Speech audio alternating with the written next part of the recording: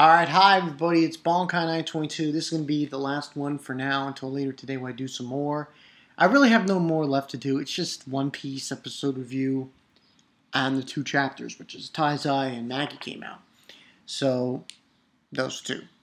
But this, Did Data Live, I'm going to upload it along with this. Captain Earth. Whoa. This episode was very intriguing. I'm definitely getting, this is getting a 4.5 out of 5. 5 out of 5, not a lot happened. All we really had in this episode was we answered a few questions about the kiltgang. Yeah. Because essentially, we find out some interesting facts about them. And more specifically, as the truck is really loud and going past my house, by Tepe. He explains to Akari what the whole story behind them is. And I believe this one was called... What was this episode called? I don't know if I can see... This was episode what? 6? Yeah. Oh, no, wrong thing. I was looking at the Data Live thing. But yeah, this episode was really interesting for Captain Earth. I found that, it was very intriguing about what was going down and everything. Yeah, this is only up to episode 4. But essentially, what happened in this episode? Also, we found some other things. Even though I can't remember their names correctly, the two kiltgangs, one is called, I want to call them Jesse and James, because they have the same, hair color. I'm Jesse. I'm Jesse. James. We are Team Rocket. I kid.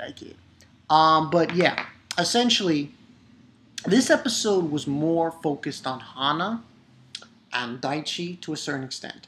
And basically, what ends on happening is Hana gets kidnapped, well, kind of kidnapped, by that douchebag again. Such a douche. But Daichi puts him in his place. I'm liking Daichi, man. This guy, hey, boomerangs, man. Guns? Fuck that. Knives? Fuck that. A boomerang. Insert Australia swag here. I apologize to Australian viewers for what I just said. But yeah, he basically, that's basically what happened there. But back to what I was saying. Basically, we got more also of this CEO guy, and Puck. And they're not called Jesse and James. One of them is called Amara. He is, or Amarok. He's the guy with the blue hair, planetary gears.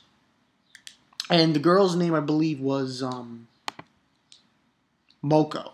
And basically, those two, what happens is, they get told in the beginning by the CEO, that they're more than just special and so on and so forth, and that he's going to take them to dinner, give or take. And essentially what we find out in this episode, that's what it was called, Kivotos plan. Now, basically, what is going down here is they are attempting these, planetary gears. They're using these two pilots to kill humanity.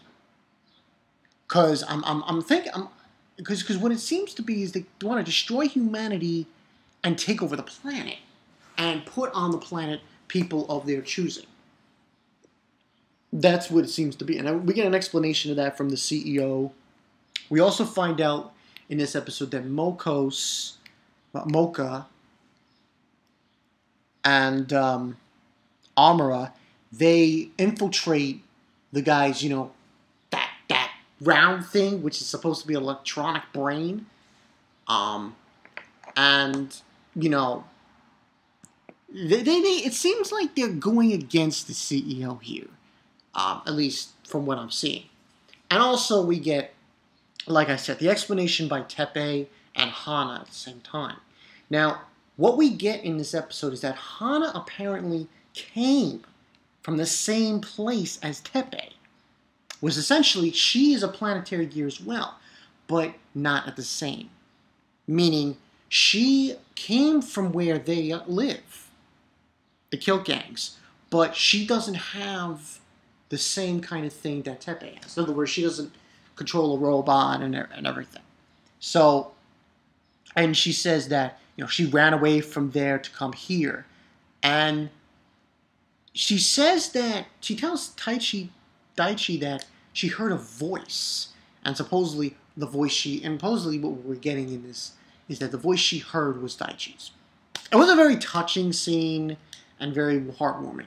We also get in this episode, like after it, apparently Daichi's uncle shows up. But while Hana talks to Daichi, Teppei is talking to Akari.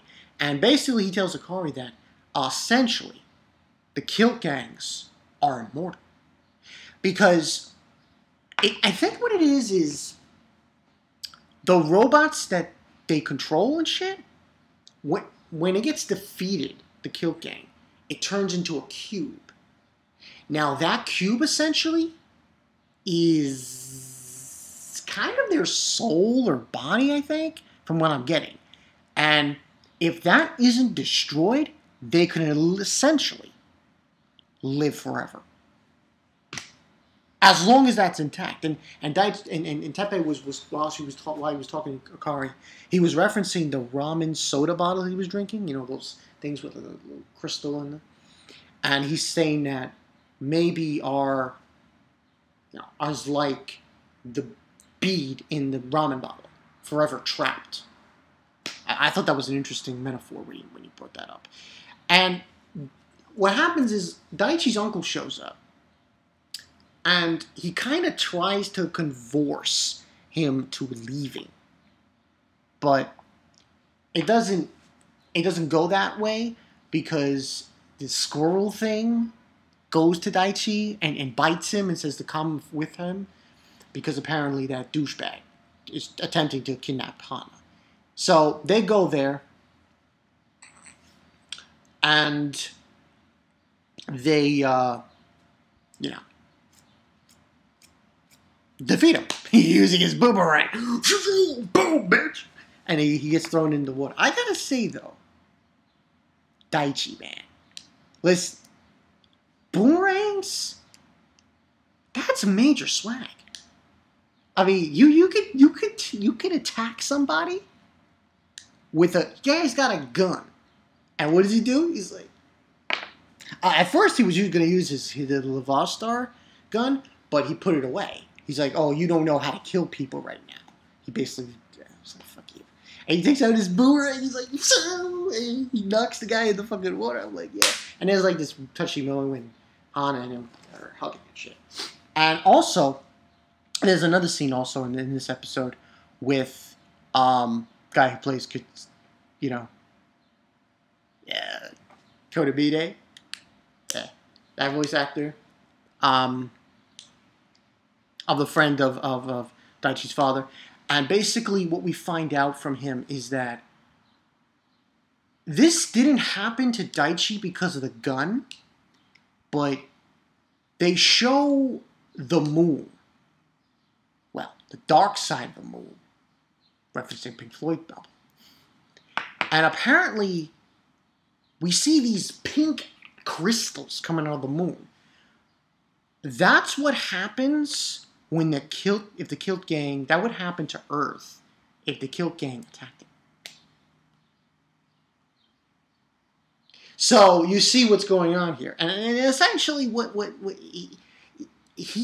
that guy doesn't want, the commander. He doesn't want to go through the Kivotos plan because essentially that's going to kill humanity more than it should. supposedly, and he's not agreed about it. And then during the whole that scene, he's just punching the fucking wall, and I'm like, damn. And that's essentially where the episode ends.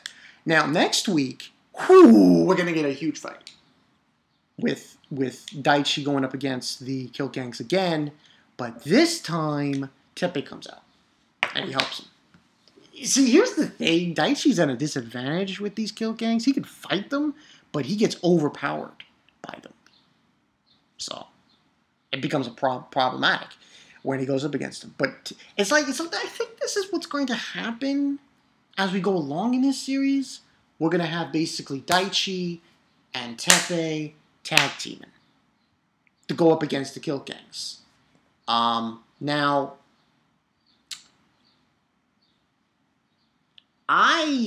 this series is very intriguing to me because of the fact that, the animation is great. I like where the story is going, though. It intrigues me. Like they're trying to destroy all of humanity, and they're gonna repopulate with their people. Like this is very intriguing. So yeah, that's pretty much it.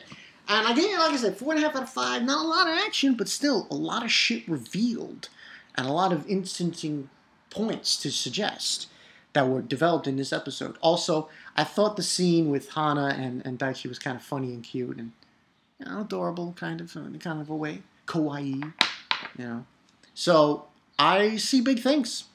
Yeah, I see huge things going on in this series down the road. Don't know how many episodes it's gonna be. I think it's gonna be more than 20. I think it's gonna be like 24, 25. So this should be interesting if it goes that far. But we'll see. Nothing else to report. Bonkai 922. See you guys later. Yeah. Blasting off again! I could imagine. I could imagine Daichi and Teppei fight them. And they fight both of them. And then they just hit them. And they shoot them. They go shooting out. And we're blasting off again! I just see that happening. Good show. I'll see you guys later. Peace.